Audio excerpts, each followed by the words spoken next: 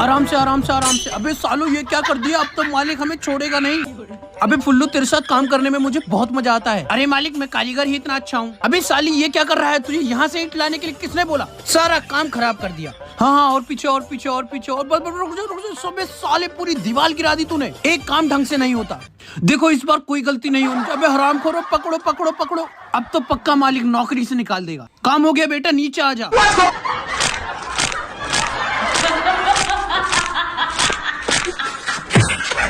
अरे हरामखोर मेरी उंगलियों का तो भरता बन गया।